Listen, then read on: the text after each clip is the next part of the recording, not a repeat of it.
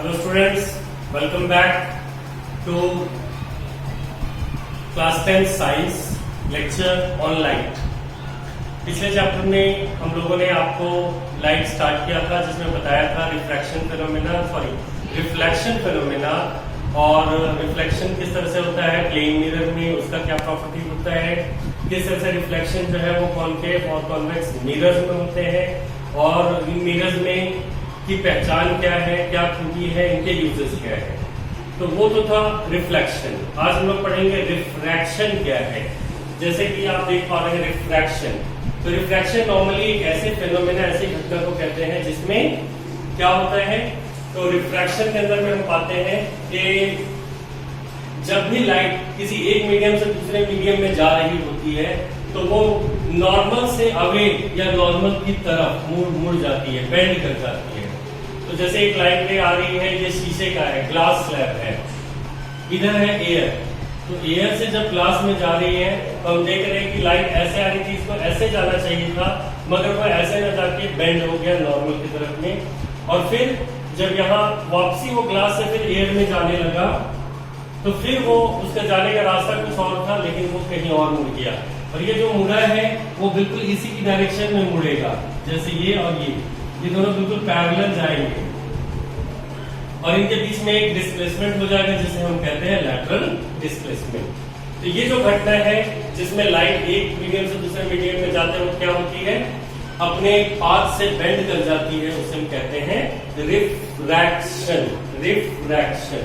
इस रिफ्रैक्शन के दो लॉज हैं। एक लॉ कहता है कि जो इंसिडेंट रे है, ये जो रे आ रहा है इसे हम कहते हैं इंसिडेंट रे, और ये जो रे बेंड हो गया उसे हम कहते हैं रिफ्रैक्टेड रे, और ये तीसरी लाइन नॉर्मल। तो इंसिडेंट रे, रिफ्रैक्टेड रे और नॉर्मल ये तीनों एक ही प्लेन में लाई करते हैं। और दूसरा लॉ है जो कहलाता है स्नेल्स लॉ के नाम से। स्नेल्स लॉ क्या होता है? स्नेल्स लॉ एक ऐसा लॉ है जिसके अंदर में डिफाइन किया गया है रिफ्रैक्टिव इंडेक्स को। रिफ्रैक्टिव इंडेक्स, तो बच्चों आओ हम लोग जानते हैं रिफ्रैक्टिव इंडेक्स क्या है। रिफ्रैक्टिव इंडेक्स जो है उसको हम रिप्रेजेंट करते हैं आइदर म्यू से या एन से, म्यू या एन से। और इसको लिखते कैसे हैं? म्यू 1 2, यानी कि सेकेंड मीडियम में लाइट जा रहा है फर्स्ट से, 1 से वो 2 में जा रहा है, जिससे जा रहा है वो 1 पहला मीडियम और जिसमें जा रहा है वो 2 यानी कि दूसरा मीडियम। और इसके लिए एक फॉर्मूला दिया गया है 1 mu 2 equal to mu 2 by mu 1, यानी कि जो आपका सेकेंड मीडियम का रिफ्रैक्टिव इंडेक्स है अपॉन में डिवाइडेड बाय फर्स्ट मीडियम। लेकिन पहले हम ये बताते हैं रिफ्रैक्टिव इंडेक्स होता क्या है। तो जैसे कि आपने रिफ्रैक्शन के अंदर में देखा है कि रिफ्रैक्शन के अंदर में लाइट जो है वो बेंड होने का प्रॉपर्टी है। तो किस चीज का लाइट को कितना बेंड करने का पावर है उसे हम कहते हैं refractive index.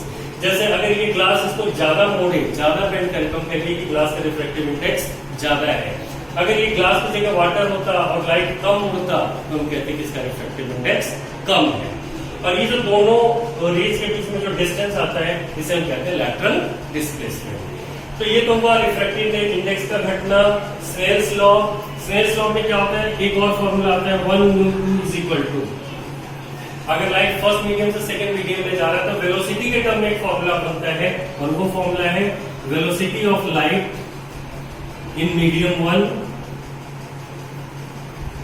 Upon velocity of light in medium 2। Medium 1 और मीडियम 2 के अंदर में जो वेलोसिटी का लाइट है उसका रेशियो को हम 1 म्यू 2 से कहते हैं। तो यहाँ देखो 1 म्यू 2 उल्टा हो गया, म्यू 2 बाई म्यू 1 हो गया, लेकिन यहाँ 1 म्यू 2 वेलोसिटी के टर्म्स में सेम है। मीडियम 1 भी ऊपर आया, मीडियम 2 भी नीचे आया। तो याद रखिए ये दोनों पलट जाते हैं। अगर रिफ्रैक्टिव इंडेक्स के टर्म में हम फॉर्मूला ले तो नीचे वाला ऊपर और ऊपर वाला नीचे, लेकिन अगर हम लाइट के वेलोसिटी के टर्म्स में ले तो ऊपर वाला ऊपर रहेगा और ये नीचे वाला नीचे रहेगा। तो ये तो था आपके पास में कि रिफ्रैक्शन घटना क्या घटता है। अब हम जानेंगे लेंस क्या होते हैं। Lens is a transparent medium bounded by two spherical surfaces.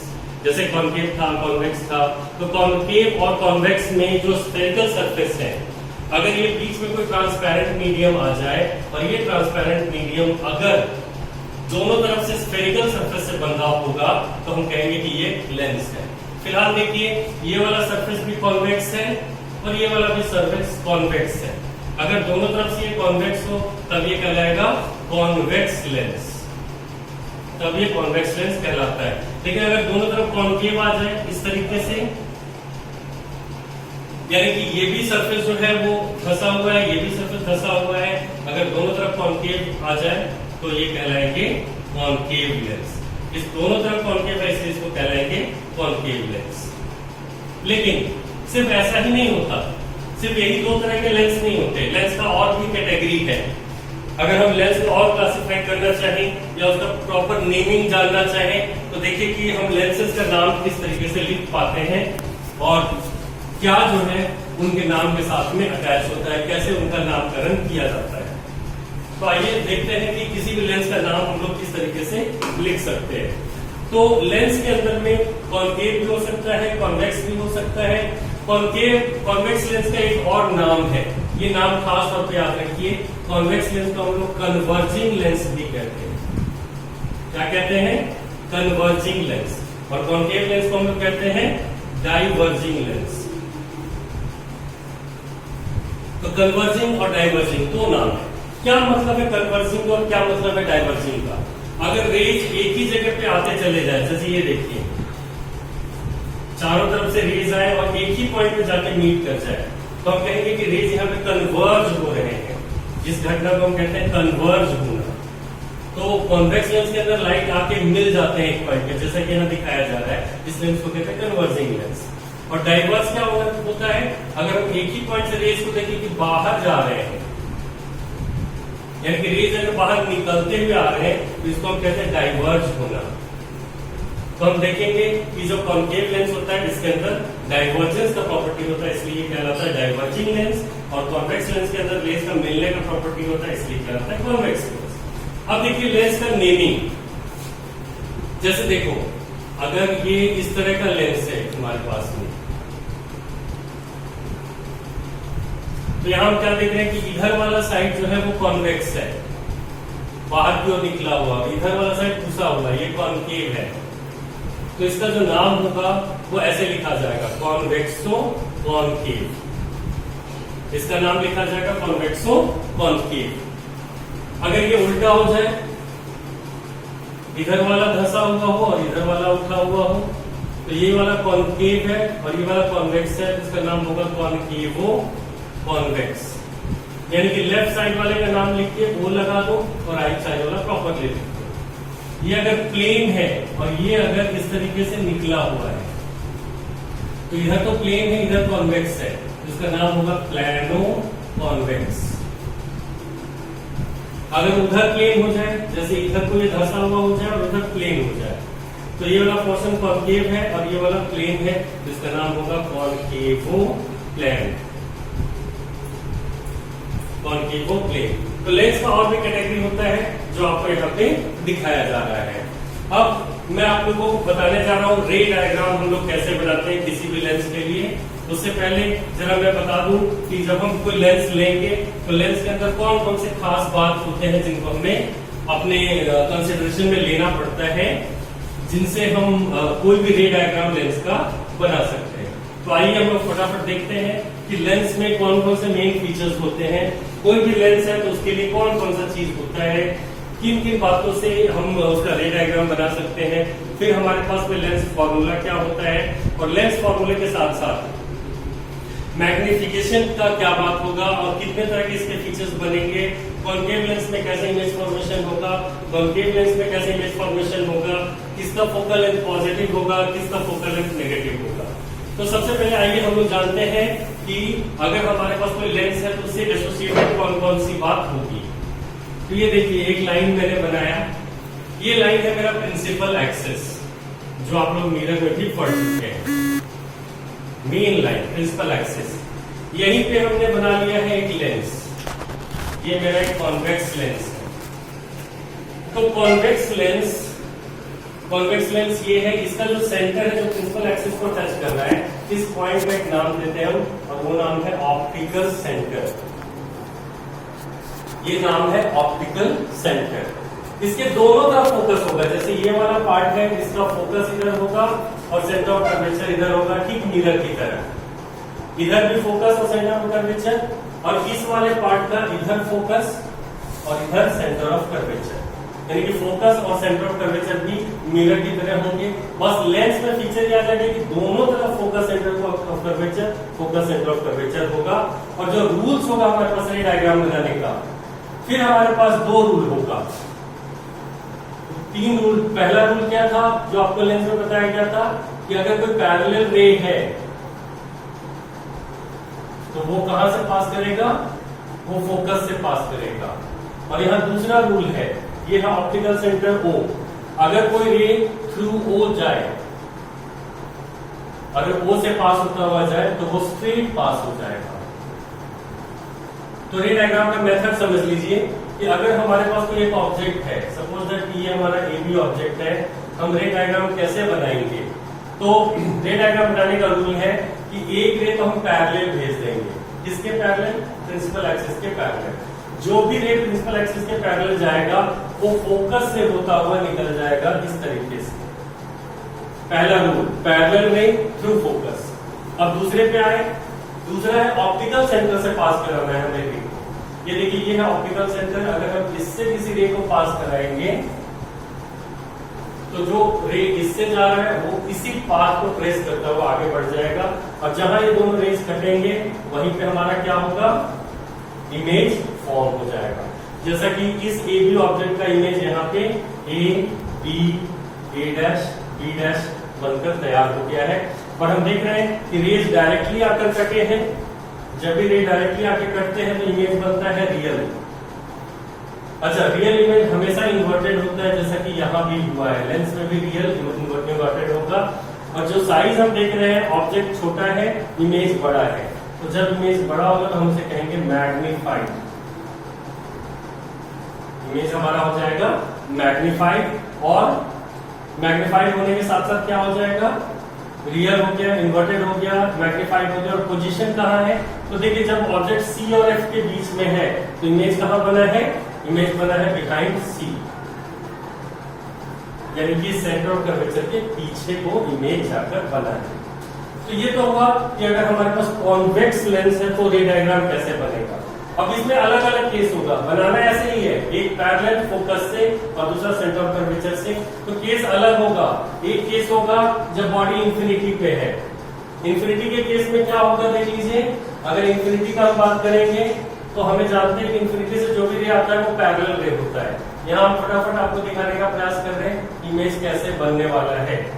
अगर रे जो है वो पैरेलल है, जैसे कि यहाँ हम देखने जा रहे हैं, ये मेरे पास में कॉन्वेक्स लेंस है, और कॉन्वेक्स लेंस के अंदर अगर रे पैरेलल हो जाते हैं तो पैरेलल रे जो होते हैं उनका क्या होता है, तो वो जितने भी पैरेलल रेज होंगे वो सब फोकस से पास करेंगे। तो देखिए फॉर्मेशन इमेज का कैसे होगा। अगर इंफिनिटी पे ऑब्जेक्ट है तो हम एक पैरेलल रे ले लेंगे और दूसरा पैरेलल रे ले लेंगे, तो दोनों पैरेलल रे फोकस से होता हुआ निकल जाएगा, तो हमारा इमेज कहाँ फॉर्म होगा, तो हमारा इमेज फॉर्म होगा फोकस पे। और फोकस पे इमेज जो फॉर्म होगा वो रियल, क्योंकि रेज डायरेक्टली आके कट रहे हैं, फोकस पे डायरेक्टली आकर रेज कट रहे हैं, तो रियल हमेशा होता है इन्वर्टेड। और यहाँ पे इमेज बहुत छोटा बनने वाला है इस केस में। तो ये तो हुआ इंफिनिटी के केस में आपके साथ क्या होने वाला है कि आप पैरेलल बनाकर उसे फोकस से पास करा दें। अब आगे के केसेस जो है वो एक ही तरह से होता चला जाएगा। अगर प्रिंसिपल एक्सिस से कोई रे जो है वो C और C से पीछे है, तो अगर कोई रे C से पीछे होगा हम पैरेलल डालेंगे, पैरेलल क्या होगा, पैरेलल फोकस से होकर निकल जाएगा। दूसरा हम ऑप्टिकल सेंटर से डालेंगे, तो ऑप्टिकल सेंटर वाला तो स्ट्रेट फॉरवर्ड चला जाएगा, ये दोनों यहाँ पे आके कट रहे हैं तो इमेज यहाँ पे बन रहा है। तो इस केस में हम क्या देखते हैं कि जो हमारा इमेज बनता है वो अगर बॉडी C के पीछे है तो इमेज F और C के बीच में बनता है और छोटा होता है, ऑब्जेक्ट से ये छोटा होता है। बेशक डायग्राम वाइज ये आपको बड़ा ये लग रहा हो, ये बराबर लग रहा हो, ये छोटा ही बनता है, रियल और इन्वर्टेड। और अगर बॉडी C पे हो, जैसे कि हम यहाँ पे C पे ही लेने जा रहे हैं, तो याद रखिए ये भी मिरर की तरह ही चलता है, अगर ऑब्जेक्ट सी पे है तो इमेज भी सी पे ही बनेगा। अगर आपने सही ढंग से अपना कंस्ट्रक्शन किया तो अगर ऑब्जेक्ट सी पे है, जैसे कि हम यहाँ सी पे एक ऑब्जेक्ट ले लेते हैं, अगर हमारा ऑब्जेक्ट सी पे है तो इसका इमेज भी हमारा सी पे ही बनेगा। और बनाने का मेथड, एक रे गया पैरेलल, जो पैरेलल गया वो फोकस से होकर निकल जाएगा, और दूसरा रे जो है वो सी की डायरेक्शन में जाएगा, और सी की डायरेक्शन में जाते हुए वो सी पे कट जाएगा। यानी कि ऑब्जेक्ट अगर सी पे है तो इमेज भी सी पे ही बनेगा, और जितना बड़ा ऑब्जेक्ट होगा उतना ही बड़ा ये बनेगा। अगर हम डायग्राम को सही तरीके से बनाए, यहाँ तो ब्लैक बोर्ड पे बन रहा है, ना स्केल है ना कुछ और, तो अगर स्केल से और प्रॉपर्ली मेजर करके बनाएंगे तो ये भी बिल्कुल सी पे आएगा, और जितना बड़ा इसका साइज उतना ही बड़ा ये होगा। तो इस तरीके से हम देखते हैं कि इसके भी अलग अलग इमेजेस बनते चले जाते हैं। और अगर हमारा एफ और ओ के बीच में बॉडी हो जाए, एफ और ओ के बीच में आ जाए ऑब्जेक्ट, तो उसका वर्चुअल इमेज बनता है, फिर रियल इमेज नहीं बनता। ये देखिए कैसे क्या होता है इस केस में। अगर ऑब्जेक्ट हमारा फोकस और ऑप्टिकल सेंटर के बीच में लाई करता है, जैसा कि हम यहाँ देख रहे हैं, ये है हमारा ऑब्जेक्ट एबी जो किस पोजीशन पे लाई कर रहा है, ऑप्टिकल सेंटर और फोकस के बीच में। तो इमेज बनाने का तरीका, एक रे पैरेलल, जो पैरेलल है वो फोकस से होता हुआ निकल जाएगा, और दूसरा ऑप्टिकल सेंटर से होता होगा। तो ऑप्टिकल सेंटर ये है तो ये निकलेगा ऐसे। तो यहाँ पे हम क्या देखते हैं कि इमेज जो है वो हमारा दूर होता चला जा रहा है इमेज फॉर्मेशन के लिए इस साइड में, यानी कि ये दोनों रेस किसी भी सूरत में इधर मिलेंगे नहीं, इधर फैलते जाएंगे। तब हमको इनको पीछे में ले जाकर मिलाना पड़ता है। ऐसा लगता है कि ये रेस जो है वो डाइवर्ज होकर आ रहे हैं इस तरीके से, यानी कि यहाँ से निकल कर ये आ रहे हैं, तो इसका इमेज जो है वो बिहाइंड द लेंस बन जाता है, ठीक वैसे ही जैसा मैंने आपको मिरर में सिखाया है। तो ये तो आपका इमेज बनता है कॉन्वेक्स मिरर के अंदर में। अगर हम कॉन्केव मिरर के अंदर में बनाए इमेज फॉर्मेशन, कि कॉन्केव मिरर के अंदर कैसे इमेज बनेगा, तो ध्यान से देखिएगा। पहले तो मुझे कॉन्केव लेंस में कैसे बनना है, तो कॉन्केव लेंस के लिए भी तरीका वही है, फॉर्मूला वही है, बस चेंज कहाँ आना है वो चेंज यहाँ हम बताने जा रहे हैं। अगर ये मेरा प्रिंसिपल एक्सिस है, एक मैं बना लूंगा यहाँ पे कॉन्केव लेंस, ये कॉन्केव लेंस है, ये हो गया इसका ऑप्टिकल सेंटर, इधर एक फोकस, इधर एक सेंटर ऑफ कर्वेचर, फिर इधर एक फोकस और इधर एक सेंटर ऑफ कर्वेचर। अब इसके भी अलग अलग पोजीशन पे रखिए, जिस मर्जी पोजीशन पे आप रख लीजिए, इमेज हमेशा इस फोकस और इस ऑप्टिकल सेंटर के बीच में ही बनेगा। सपोज दैट हम ए बी ऑब्जेक्ट ले लिए ये, तो इसका इमेज फॉर्मेशन हमें दिखाना है, तो एक रे हम पैरेलल भेजेंगे। यहाँ चेंज क्या आने वाला है, अगर ये कॉन्वेक्स होता तो अगला रे सीधा इस फोकस से हम पास करा देते हैं, मगर ये कन्वर्जिंग नहीं है, ये मिलाने वाला लेंस नहीं है, ये भगाने वाला लेंस है। तो ये इस रे को भगाएगा यहाँ से ऊपर की तरफ, नीचे की तरफ नहीं ऊपर की तरफ, मगर भगाएगा भी तो फोकस की डायरेक्शन में। जैसे ये फोकस आपको दिख रहा है, तो इस फोकस की डायरेक्शन में, ये जो फोकस का डायरेक्शन है, इस डायरेक्शन में ये इसको निकाल देगा, यानी कि ये वाला फोकस एक्टिव नहीं होगा, ये वाला फोकस एक्टिव होगा। इसीलिए जो कॉन्केव लेंस होता है इनका फोकल लेंथ नेगेटिव होता है, फोकल लेंथ नेगेटिव। अब जबकि ये कॉन्केव का, और जो कॉन्वेक्स लेंस होता है, अभी हम लोग पीछे रे डायग्राम बना रहे थे तो इस फोकस से पास करा रहे थे, यानी कि उसका राइट वाला फोकस एक्टिव होता है, इसलिए उसका फोकल लेंथ जो है वो पॉजिटिव में लिया जाता है। तो देखिए कॉन्केव लेंस है, इसका ये वाला फोकस एक्टिव रहेगा तो इधर की डायरेक्शन में रे निकल जाएगा, और दूसरा रे हमेशा हमारा ऑप्टिकल सेंटर से होता हुआ चला जाएगा ऐसे, यानी जो ऑप्टिकल सेंटर की तरफ आएगा उसी डायरेक्शन में चला जाएगा। ये दोनों रेज यहाँ पे कट रहे हैं तो इमेज इसका यहीं पे बनेगा, ए डैश बी डैश। यानी कि इसका कोई भी केस हो, चाहे यहाँ लो ऑब्जेक्ट, चाहे यहाँ लो, चाहे यहाँ लो, इमेज हमेशा फोकस और ऑप्टिकल सेंटर के बीच में ही बनेगा। और इसमें चूंकि डॉट्स इन्वॉल्व है, तो डॉट्स इन्वॉल्व होने की वजह से क्या हो जाएंगे, ये जो इमेज बन रहा है इसका वो रियल नहीं बनेगा। जहां डॉट्स इन्वॉल्व हो गया वो वर्चुअल इमेज आ जाता है। जिसका वर्चुअल इमेज है, वर्चुअल इमेज हमेशा डायरेक्ट होता है, छोटा भी बना है, डिमिनिश्ड भी बना है, और फोकस और ऑप्टिकल सेंटर के बीच में बना है। तो इस तरह से सारे कॉन्केव के एक ही तरीके से ये इमेज बनेगा। अगर आप इसको और दिमाग में बिठाना चाहते हैं तो अपने वीडियो को बार बार पीछे से पॉज करके देखिए कि कैसे इनका रे डायग्राम होता है, कैसे इनका इमेज फॉर्मेशन होता है। साथ ही साथ इनसे रिलेटेड एक और फॉर्मूला भी है। जब हम इनका न्यूमेरिकल बनाएंगे तो न्यूमेरिकल बनाते वक्त एक फॉर्मूला इन्वॉल्व होगा जिसे हम कहेंगे लेंस फॉर्मूला। तो आप लोग लिख लीजिए कि लेंस फॉर्मूला क्या होता है। जैसे मीटर में एक फॉर्मूला था वैसे ही लेंस में भी एक फॉर्मूला होता है और लेंस का फॉर्मूला होता है 1/v माइनस 1/u बराबर 1/f। और यहाँ जो मैग्निफिकेशन m है उसके लिए फॉर्मूला होता है v/u। जहां v क्या है, ये v क्या है, v है इमेज डिस्टेंस, u क्या है, u है ऑब्जेक्ट डिस्टेंस और v/u मैग्निफिकेशन आ जाता है, f फोकल लेंथ है। और रूल के मुताबिक u तो हमेशा ही नेगेटिव है, u का वैल्यू हमेशा माइनस में लेना है और फोकल लेंथ f ये इस बात पे डिपेंड करेगा कि लेंस क्या है। अगर लेंस कॉन्वेक्स लेंस है तो फोकल लेंथ पॉजिटिव और अगर लेंथ कॉन्केव लेंस है तो फोकल लेंथ हमेशा नेगेटिव। इस तरीके से लिया जाएगा। तो ये तो था आपका इमेज फॉर्मेशन इन लेंसेज। अब मैं लास्ट टॉपिक पे आ रहा हूं आपके इस चैप्टर का और वो लास्ट टॉपिक है पावर ऑफ अ लेंस। किसी भी लेंस का पावर क्या होता है। पावर जिसे हम P से डिनोट करते हैं, तो पावर ऑफ लेंस जो होता है P, ये होता है 1/फोकल लेंथ। किसी भी लेंस का जो फोकल लेंथ है उसको 1 कर दें तो वो उसका पावर कहलाता है। तो ऐसा यूनिट इसका, ऐसा यूनिट इज इक्वल टू इसका होता है डायोप्टर, यानी कि डायोप्टर जिसे हम कैपिटल D से रिप्रेजेंट करते हैं। डायोप्टर क्या होता है, तो डायोप्टर होता है पर मिनट, यानी कि 1/मीटर पर मीटर, इसको हम कहते हैं डायोप्टर। फिर है combination of lens. Combination of lens में क्या होता है, अगर हम कई सारे लेंस को कंबाइन कर दें, जैसे ये एक लेंस है जिसका पावर है P1, इससे कंबाइन कर दें दूसरा लेंस जिसका पावर है P2, इससे कंबाइन कर दें तीसरा लेंस जिसका पावर है P3, और हमसे कोई पूछे कि इन तीनों लेंसेज का कंबाइंड पावर क्या होगा, तो याद रखिए कंबाइंड पावर के लिए फॉर्मूला जो होता है वो होता है इनके पावर का सिंपल सम, यानी P1 plus P2 plus P3। अब इनका कंबाइंड फोकल लेंथ अगर निकालना है तो 1/f कंबाइंड हो जाएगा 1/f1 plus 1/f2 plus 1/f3।